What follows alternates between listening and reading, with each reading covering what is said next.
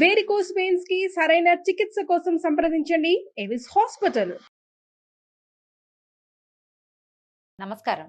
విష్ణు పురాణం 27వ భాగంలోకి వచ్చాం. అర్జునుడు శ్రీకృష్ణుని భార్యలతో కలిసి ప్రయాణం చేస్తున్నాడు. హస్తినాపురానికి వెళ్తున్నారు వాళ్ళు. విల్లంబులు ఎప్పుడూ సిద్ధంగా సాచి ఇట్లా పట్టుకుని ఉన్నాడట అతను. అడవిలో ఏ ప్రమాదం వస్తుందోనని జాగ్రత్త కోసం. కొంత దూరం గడిచాక వాళ్ళు చాలా గాఢమైన దట్టంగా ఉన్న అడవిలోంచి వెళ్ళవలసి వచ్చింది. అలా వెళ్తూ ఉంటే అటు ఇటు కొండపల్లెల్లో ఉండేటువంటి బోయలు మూకలుగా వచ్చి అడ్డం పడిపోయారట అర్జునుడికి. పెద్ద విల్లు వేషం మునుపటి కాలం అనుకున్నావా, ఈ ఆడవాళ్ళని ఎత్తుకుపోతున్నావా, ఆగు ఆగు అంటూ ఈ అర్జునుడిని ఆపేసి కృష్ణుని యొక్క కాంతలని తమ వశం చేసుకున్నారట. అర్జునుడు కోపించి గాంధీమ పట్టుకుని ఉంచుకుని ఉన్నాడు. ధనుస్సు రెడీగా ఉంది, భుజాన వెళ్ళాడేసుకోకుండా. ఎక్కుపెట్టకపోయేసరికల్లా ఆ చేతులకి శక్తి లేకుండా అయిపోయేదట. గాంధీవాన్ని ఇట్లా పట్టుకుని లాగాలంటే శక్తే సరిపోలేదట. తరుగులేని బాణాలుండే అమ్ములపది ఆయనకి ఏమిటి అక్షయ తూణీరాలంటారు. తీసిన కొద్దీ వస్తూనే ఉంటాయి ఆ అంబులపదులంచి బాణాలు. ఒకటి లేదట అందులో. అస్త్ర మంత్రాలు ఏదైనా జ్ఞాపకం చేసుకుందంటూ ఎన్ని అస్త్రాలు ఉన్నాయి. ఎన్నో దివ్యాస్త్రాలు కలిగిన వాడు అర్జునుడు. ద్రోణుడే ఎన్నో అస్త్రాలు చెప్తే ఇంద్రుడు ఇచ్చిన ఉన్నాయి, పరమేశ్వరుడు ఇచ్చిన పాశుపతం ఉంది. ఏది ఒక్క మంత్రం కూడా జ్ఞాపకం రాల. అనుకున్నాడు, దుఃఖంతో కుంగిపోయేటట్టు. కృష్ణుడితోటే నా బతుకు గౌరవం అంతా పోయిందా, ఆయన వెళ్ళిపోయాడు, నాది కూడా అయిపోయిందా అని దుఃఖంతో కుంగిపోయాడు. ఆ బోయలు వచ్చిన వాళ్ళంతా ఈ ఆడవాళ్ళని ఎత్తుకుపోయారట. అర్జునుడు ఏమీ చేయలేకపోయాడు. విచారంగా అడవిలో నడుస్తుంటే వ్యాస భగవానుడు ఎదురుపడ్డాడట. అప్పుడు అర్జునుడు దుఃఖంతో ఆయన పాదాల మీద పడి ద్వారకలో జరిగిందంతా చెప్పి, తర్వాత ఈ అడవిలో కిరాతుల వల్ల తనకు ఎట్లాంటి పరాభవం లభించింది, ఎట్లాంటి పరాభవం అని ఎదురైంది, కృష్ణుని యొక్క కాంతల్ని తను ఎట్లా రక్షించలేకపోయాడు, ఎందుకు ఈ వివశత్వము, ఈ చాతకాంతనం నాకు ఎందుకు వచ్చింది అని విలపిస్తూ చిన్నబోయి చెప్పుకున్నాడట. చెప్పుకుంటే వ్యాసుడు అన్నాడు, కాల ప్రభావం అర్జున, పైనున్నవాడు కింద పడతాడు. మధుకైటపులతో పోరి విష్ణువు కింద పడలేదా? సూర్యచంద్రాదులు ఒక్కొక్కనాడు రాహుకేతువులకి చిక్కరా? వృత్రాసునితోటి పోరలేక ఇంద్రుడు అమరావతిని విడిచిపెట్టిపోలేదా? భీష్మునితో కలహించి పరశురాముడంతటి వాడు చేయి మడుచుకోవాల్సి వచ్చింది. భీష్మ ద్రోణాది మహాయోధులు నీ బాణాలకి బలి అయిపోలేదా? వాళ్ళ శక్తియుక్తి లేని వాళ్ళని అనగలమా అర్జున? ఈ శరీరం ఏదో ఒక సమయంలో ఉసురు తప్పి కింద పడవలసిందే. అలాంటి శరీరానికి ఏదో జరిగిందని జరుగుతుందని విచారించద్దు. కృష్ణుని భార్యలకి కిరాతులతోటి పరాభవం లభించింది, దొరికింది, అట్లా జరిగింది, బాధపడదు. మునుపు వాళ్ళకి తగిన బ్రాహ్మణ శాపం యొక్క ఫలితం ఇది. అష్టావక్రుడనే బ్రాహ్మణుడు మేరుగిరి దగ్గరలో ఉండేవాడట. ఒక సరస్సులో ఉండి స్నానం చేస్తూ తపస్సు చేస్తుంటే రంభాదులు అప్సరసలు చాలామంది విలాసయాత్రగా అక్కడికి వచ్చి తమ ఆటపాటలతో అష్టావక్రుని దయకు పాత్రులై అమరపురికి వెళ్ళారట. కొందరు అక్కడే ఉండిపోయి ఏమడిగట, మేము విష్ణుదేవుని భార్యలయ్యేలాగా వరం ఇవ్వాల్సిందని వేడగా వాళ్ళకి వరం ఇచ్చాడట ఆయన. ద్వాపర యుగంలో యదువంశంలో ఆ దేవుడు అవతరిస్తాడు, ఆయన పేరు కృష్ణుడు, మీరు ఆయన భార్యలవుదురుగాక అని వరం ఇచ్చాడట. ఆ మర్నాడు ముని కొలంలో ఉండి స్నానం చేస్తుంటే ఆ చూసిన ఆ కాంతలు ఆయన యొక్క నీరసంగా సన్నగా ఉన్న శరీరం చూసి నవ్వుకున్నారట. ఈయన ఎంత సన్నగా ఉన్నాడు అని. అనేసరికల్ ఆయనకు కోపం వచ్చి, మీరు కృష్ణుని పరోక్షాన అంటే భగవంతుడు మిమ్మల్ని వదిలేసిన తర్వాత మీరు బోయల చేతుల్లో చెరలో పడుదురుగా కానీ శపించాడు. ఆ కాంతలు భయపడి మమ్మల్ని రక్షించు అని కాపాడేసరికి మానభంగం కాక ప్రాణత్యాగం చేసి అమరపురికి వెళ్దురు కానీ బోయల చేతుల్లో పడిన కృష్ణుని యొక్క కాంతలు ఎవ్వరికీ మానభంగం కాదు. వాళ్ళు ప్రాణాలు వదిలేస్తారు, కానీ వాళ్ళకి ఇది జరగవలసి ఉంది. మరి అష్టావక్రుని శాపం ఊరికే ఎలా పోతుంది? ఆ ముని మాట ఇట్లా జరిగింది, వాళ్ళు ప్రాణాలు విడిచి వెళ్ళిపోయారు, నువ్వేం బాధపడద్దు, కలియుగం ప్రవేశించింది, ఇంకా మీరు ఈ నేల మీద ఉండకూడదు, తపస్సు చేసి పరలోకానికి వెళ్ళిపోవాలి. ఈ మాట ధర్మనందనుడి కూడా చెప్పమని ఆ వ్యాస మహర్షి వెళ్ళిపోయాడట. అప్పుడు ఈయన ఏం చేశాడు, వజ్రుడితో కలిసి హస్తినాపురానికి వచ్చాడు. అప్పుడు ఈ జరిగిందంతా ఈ కృష్ణుని వృత్తాంతము, కృష్ణ పరమాత్మ ఎట్లా ప్రాణాలు విడిచిపెట్టి వెళ్ళిపోయాడు దుఃఖంతో అర్జునుడు చెప్పిన మాటలు అయితేనండి విష్ణు పురాణంలో ఎక్కువగా చెప్పట్లేదు, కానీ భారతంలోని మౌసల పర్వంలో అక్కడ కృష్ణుని యొక్క దుఃఖం ఎంత వివరంగా రాస్తారో. మన బంధువు, మన స్నేహితుడు, మన ఆప్తుడు, మన రక్షకుడు, మన ప్రభువు భగవంతుడైన కృష్ణుడు ఏ రకంగా తన శరీరాన్ని విడిచిపెట్టి వెళ్ళిపోయాడు అని నానా విధాలుగా విలపిస్తూ వాళ్ళ అన్నయ్యకి చెప్పుకుంటాడు. వ్యాసుడు తనకేం చెప్పాడో కూడా చెప్పాడట. వెంటనే ఈయన ఏం చేశాడు, ధర్మరాజు అభిమన్యుని కుమారుడైన పరీక్షితునకు కౌరవ రాజ్యానికి పట్టం కట్టి ద్రౌపది భీమార్జున నకుల సహదేవులతో కలిసి తపోవనానికి వెళ్ళాడు అని కృష్ణ చరిత్ర చెప్పగా విని పరమానంద భరితుడైన మైత్రేయుడు పరాశరుడితోటి ఇట్లా అన్నాడట. గురువర్య, నీ దయ వల్ల వాసుదేవునికి సంబంధించిన విషయమంతా విన్నాను, హరిభక్త కలవాడని అయ్యాను. భగవంతుని గురించి తెలుసుకోవటం వల్ల భక్తి పరులవుతాం ఎవరమైనా. ఇక కలియుగ ధర్మాలు జగత్ప్రళయ లక్షణాలు వినిపించవలసిందని మనవి అని అడగగా పరాశరుడు ఇలా చెప్పాడు. కలియుగ ధర్మం గురించి చెప్తున్నారండి. ఇదే మనకి తెలిసింది. ఇందులో చాలా విషయాలు మనకి తెలుసు, మనం అనుభవించి ఉంటున్నాము, చూస్తున్నాము కూడా, రేపు ఇంకా చూడబోతాం.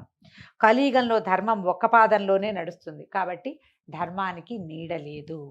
కలియుగంలో వైదికాచారాలు యజ్ఞాలు తప్ప దేవతార్చన, అగ్నిహోత్ర విధి, వివాహయోగ్యమైన దాంపత్య క్రియలు తొలగిపోతాయి. గురు శిష్య వర్తన అవమానకరంగా ఉంటుంది. విష్ణు భక్తి, వేదాంత విషయము, వర్ణాశ్రమ ధర్మాలు ఏహ్యంగా కనపడతాయి. అసహించుకుంటారనమాట జనం. కులహీనులకు కన్యకల్ని వధువులుగా అప్పగిస్తారు. అది ధనాసే ప్రధానంగా జరుగుతుంది. కన్యక స్వతంత్రించి స్వయంవర పద్ధతిని ఆ పని కూడా చేసుకోవచ్చు. ఎందుకంటే కలియుగంలోనే మనకి ఇంటర్ కాస్ట్ మ్యారేజెస్ అవి వచ్చేసినాయి చూడండి. మొదటి కాలంలో స్వయంవరాలు చేసేవాళ్ళు, క్రమంగా ఆశ్రయమైన వివాహాలు అవి వచ్చినాయి.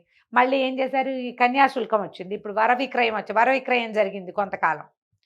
ఇప్పుడు జరుగుతోంది కదా, మనం వరకట్నమేగా చేస్తున్నాం. క్రమంగా ఆడపిల్లలు స్వతంత్రించి కులాచారాలు తప్పి వేరే వివాహాలు వాళ్ళంతటి వాళ్లే చేసుకుంటారు. లేకపోతే తండ్రులు కూడా చేసేస్తారట పెళ్ళిళ్ళు.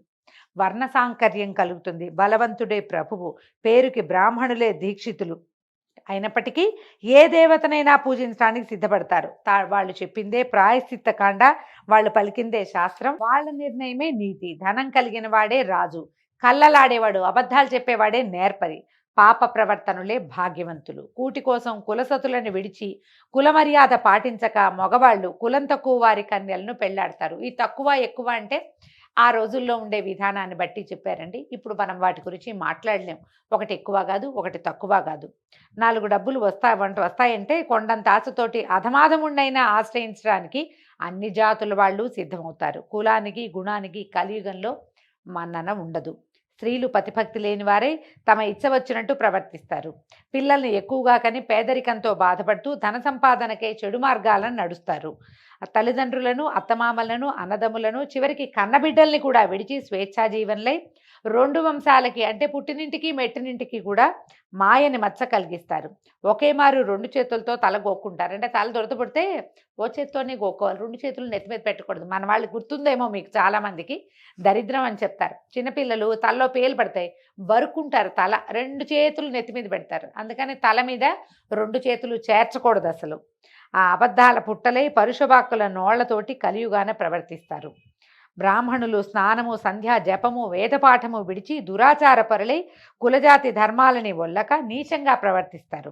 పరిపాలకులు అన్యాయ ప్రవర్తన వల్ల వానలు కురవవు.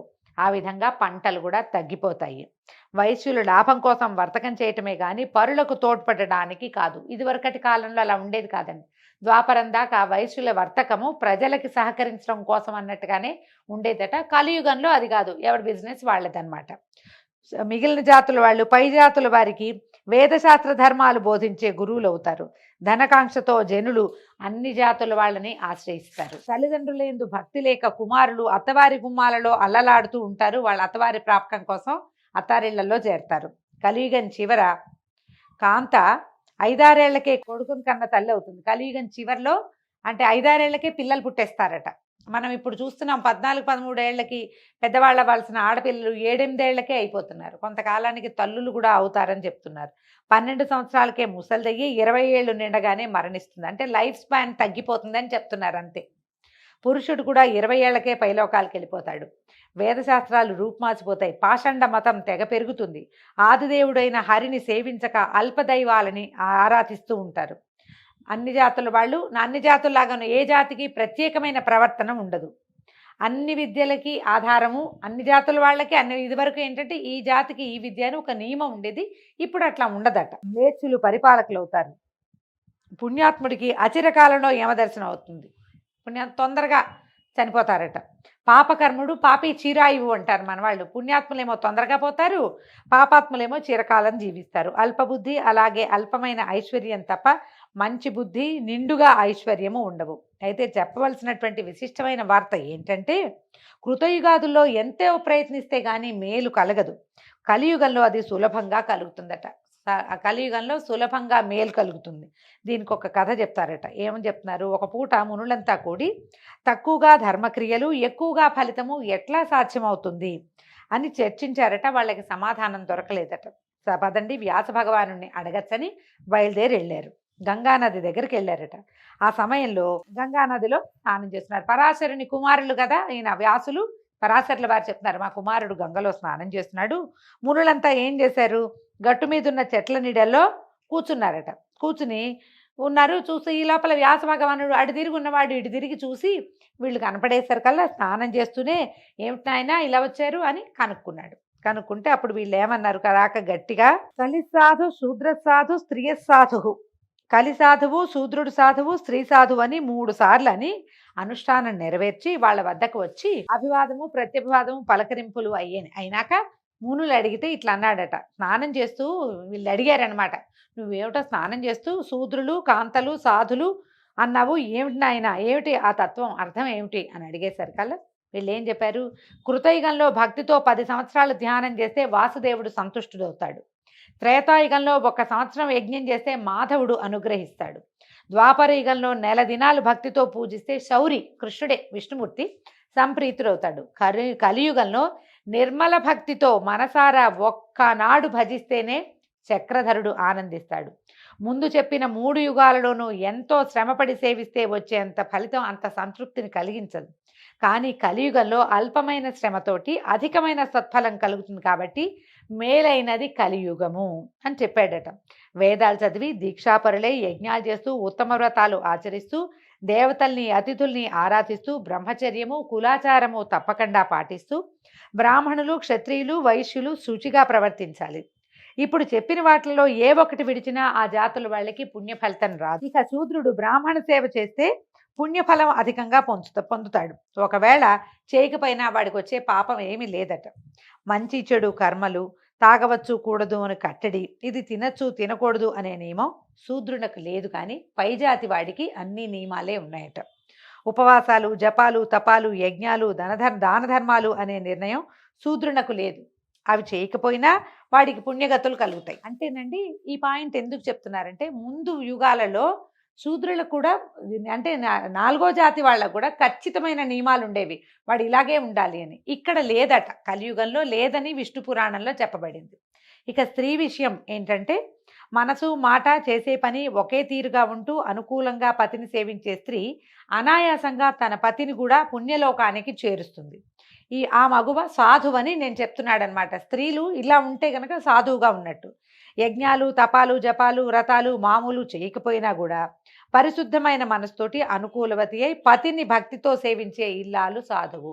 ఆడవాళ్ళు అన్ని పూజలు చేయాల్సిందే లేకపోతే లేదు, అలా ఏం లేదండి. హస్బెండ్ని అనుసరించి ఉండి అతనికి అనురూపంగా ఉన్నా కూడా ఆడవాళ్ళకి ఈ మోక్షం వస్తుందట అని చెప్పగా మునులంతా సంతోషించి, మహానుభావ మేము అడగవలసినవి అడగక్కర్లేకుండానే నీ ఉపన్యాసం వల్ల మా సందేహం తీరిపోయింది. అంతేకాకుండా నీ మాట లోకానికి ఒక ధర్మపాఠం కూడా అయింది అని వ్యాసునికి నమస్కరించి తమ తమ నెలవులకి వెళ్ళిపోయారట.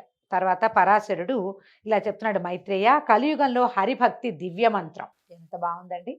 కనుక శ్రీహరి అనుగ్రహం పొందటానికి దివ్య సాధనమైన ఆ మంత్రాన్ని నిశ్చలమైన భక్తితోటి మనసా జపిస్తూ ఉండు అని చెప్పగా అప్పుడు చేతులు జోడించి మైత్రేయుడు అన్నాడు, గురుదేవ, పరమ పవిత్రమైన శ్రీహరి చరిత్ర విన్నాను, ధన్యుడనయ్యాను. ఇంకా నా మనవి అడుగుతున్నాడు. ఇంకా కల్పాంతంలో జగానికి అపాయం ఎలా కలుగుతుంది, వాసుదేవుడు ఏం చేయబోతాడు, ఆ విషయం వినిపించవలసిందే అని అడగ్గా పరాశరుడు చెప్పాడు. మనకి సహజంగానే చెప్తారండి, కలో వెంకటనాయక అని. వెంకట అంటేనే పాపాలని ఖండించేవాడని అర్థం. కలియుగంలో విష్ణునామము అంటే వెంకటేశ్వర నామం, గోవింద అనుకోవచ్చు, బాలాజీని తలుచుకోవచ్చు. ఏ విష్ణునామ సంకీర్తనైనా మంచిది. గోవింద గోవింద 200 సార్లు గోవింద అనుకున్నా చాలు. గోవిందనామాలన్నీ చదవలేకపోయినా ఒట్టిగా గోవింద గోవింద అని చదువుకున్నా కూడా ఫలితం లభిస్తుంది. ఈ యుగానికి నామ సంకీర్తన వల్లే మోక్షం లభిస్తుంది, మనకి సులువుగా ఫలితం లభిస్తుంది. ఒక్కరోజు శ్రద్ధగా పూజ చేసినా మనకి కావలసిన ఫలితం లభిస్తుంది. ఎందుకంటే స్వామి ఇక్కడ మెలకువతోటే ఉండి మనని వింటాడని చెప్పబడింది. అయితే ఇప్పుడు ఈయన చెప్తున్నాడు కల్పాంతంలో ప్రపంచం ఎలా లయమైపోతుంది అనేది చెప్తున్నారు. బ్రహ్మకి మహాయుగాలు 1000 అయితే ఒక పగలైనట్టు. ఆ మర్నాడు హరి తమోగుణమూర్తి అయి రుద్రరూపాన్ని ధరిస్తాడు. చరాచర జగమంతా శక్తి క్షీణించిపోతుంది. 100 సంవత్సరాల పాటు వానే కురవదట. దానివల్ల భూతకోటికి ప్రాణాపాయం కలుగుతుంది. భూమి అరాచకమైపోతుందట. సూర్యుడు 1000 కిరణాలలో అధికమైన 7 కిరణాలతోటి నీరంతా పీల్చేస్తాడట. ముల్లోకాలుడు ఎక్కడా ఒక్క నీటి చుక్కైనా ఉండదు. ఆ 7 కిరణాలు కొంచెం కిందకి దిగగానే, అంటే 1000 అనకూడదు, 1000లో ఒక 7 కిరణాలతోటి పీల్చేస్తాడు. ఆ 7 కిరణాలు దిగేసరికల్లా ఆ వేడికి ప్రపంచం అంతా బూడిద అయిపోతుందట. వేడి కాలిపోతుందన్నమాట. అప్పుడు శ్రీహరి తాబేటి వీపు చిప్పలాగా అలాంటి రూపు కలిగిన వాడే ప్రళయాన్ని జ్వాలలు రాగేటట్టు జ్వాల పైకి రేగేలాగా పెద్ద మంట వచ్చేలాగా చేస్తాడట. అప్పుడు శేషుడు ఏం చేస్తాడు, తన విషంతో తన నోట్లోంచి వచ్చేటువంటి అగ్నితోటి పాతాళ లోకంలో ఉన్న జీవరాశిని దగ్ధం చేసేస్తాడు. ఆ దశలో అగ్ని వాయువు కలిసి విజృంభించక మహర్లోకాన ఉన్నటువంటి సనకాది మునులు ఆ మంటల్ని ఓరలేక అక్కడి నుంచి జనలోకానికి వెళ్ళిపోతారట. ఆ సమయంలో రుద్రరూపుడైన విష్ణువు తన ఊపిరి నుంచి సంవర్తన మేఘాన్ని పుట్టించి మెరుపులతో ఉరుములతో ఏకధారగా వర్షాన్ని కురిపిస్తాడు. ఆ వర్షం అగ్నిమంటల్ని చల్లార్చి భూవర్లోక పర్యంతము వ్యాపించి అంతా జలమయం చేస్తుంది. అంటే ముందు మంటలొచ్చి బూడిదైపోతాయి, తర్వాత వానొచ్చి అంతా జలమయం అయిపోతుంది. అప్పుడు హరి తన ఊపిరి చేతనే పెనుగాలి పుట్టించి 100 ఏళ్ల పాటు ఆ గాలిని అంతటా వ్యాపింపజేస్తాడట. తర్వాత హరి ఆ వాయువును తనలోకే తీసుకుని శేషసాయి అయి 1000 యుగాలు యోగ నిద్రలో ఉంటాడు. అలా ఉండగా సనక సనందనాదులు వచ్చి ఆ దేవుని వాసుదేవతత్వాన్ని కీర్తించగా ఆ రాత్రి గడిచిన తర్వాత మర్నాడు మేల్కొంటాడు. రాజసమూర్తి అయి బ్రహ్మరూపాన ఉండి ప్రజా సృష్టి చేస్తాడు. మైత్రేయ, దీనికి నైమిత్తిక ప్రళయం అని సంజ్ఞ. దీని పేరు అది, నైమిత్తిక ప్రళయము అని. ఇక ప్రాకృత ప్రళయం గురించి చెప్తారు. ఒకప్పుడు మా తాత, అంటే వశిష్ఠుడు చెప్పినటువంటిది అనమాట. మా తాత లోకాల తాత ముఖత, అంటే వశిష్ఠుల వారికి బ్రహ్మదేవులు చెప్పిన విషయం అట ఇది. మునుపు చెప్పిన నైమిత్తిక ప్రళయం లాగానే 100 సంవత్సరాలు వాన కురవదు, లోకాలకి మహోపద్రవం జరుగుతుందని వేరే చెప్పక్కర్లేదు. ఆ దశలో పంచమహాభూతాలకు సంబంధించిన గుణాలు ఒకదాంట్లో ఒకటి కలిసిపోయి, అంటే పృథివీ తేజో వాయు ఆకాశాలు వరుసగా ఒకదాని నుంచి ఒకటి పుట్టినాయి కదా, కింద నుంచి ఒకటి దాంట్లోకి లీనమైపోతాయట. చివరికి అన్ని మహత్తులోకి వెళ్ళి కలిసిపోతాయి. బుద్ధికి ఆధారమే మహత్తు. ఆ మహత్తుతో సహా ప్రళయం సంభవించి అన్నీ సముద్రంలో కలుస్తాయట. అప్పటికే సముద్రాలన్నీ కలిసి ఒకటిగా అయిపోతాయి. సారమంతా ప్రకృతిలో లీనమైపోతుంది. ఈ విధంగా ఇది ప్రాకృతిక ప్రళయంగా చెప్పబడుతుంది. ఇది ఇట్లా ఇందులోకే కలిసిపోతుంది. మొదటిదేమో సూర్యుడి వల్ల బూడిద, విష్ణువు వల్ల జలము, ఇలా ఒకదాని వెనకాల ఒకటి వస్తాయి. ఈ ప్రాకృతిక తత్వం ఏంటంటే అవ్యక్తిక పురుషుడిలోకి, అవ్యక్తమైన ఒక పురుషుడిలో కలిసిపోతుంది. ఆయన ఎవడు? ఆ మహాత్ముడు శుద్ధుడు, అక్షరుడు, భవ్యుడు, ఏకాకి, సర్వవ్యాపి అయి ఉంటాడు. ఆ పురుషుడు సర్వాత్ముడైన పరమాత్ముని అంశ వల్ల జన్మించినవాడు.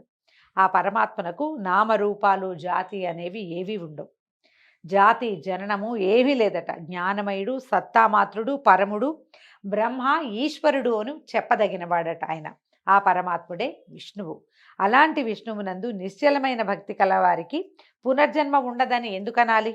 ఆ విష్ణువునకు లయము లేదు, సర్వవ్యాపిగా ఉంటాడు, సర్వ సంస్తుత్యుడు, అందరితోటి కొనియాడదగినవాడనమాట. ఇంకొక ప్రళయం గురించి చెప్తానని ఆత్యంతిక ప్రళయం అనే ఇంకొక విషయాన్ని గురించి చెప్తున్నారు. ఈ ఆత్యంతిక ప్రళయం గురించి రేపు ఉదయం విందామండి. ఈ రోజుతో 27వ రోజు విష్ణు పురాణం పూర్తయింది. ఇంకొక రోజులో విష్ణు పురాణాన్ని పూర్తి చేసేసుకుంటాము. ఆ తర్వాత సంక్రాంతి పండగకి సంరంభం మొదలవుతుంది. తర్వాత గోదా కళ్యాణంతో మన ధనుర్మాసం కూడా పూర్తవుతుంది. అంతవరకు సెలవండి. రేపు పొద్దున కలుసుకుందాం. నమస్కారం.